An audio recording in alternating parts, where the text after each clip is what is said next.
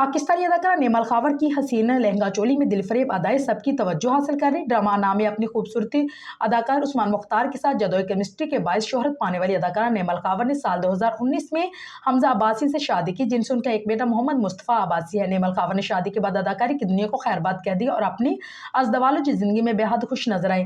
नेमल खावर की fan following इतनी अदाकारी से ज्यादा खूबसूरती और दिलकशी की वजह से है। उनके दिलफरेब नैन नक्श और फिर उस चेहरे की मासूमियत सबके दिल जीतने में कामयाब होती है। अदाकारा ने photo and video sharing app Instagram पर एक वीडियो शेयर की जिसमें वो हसीन लहंगा चोली पहनती नजर आई।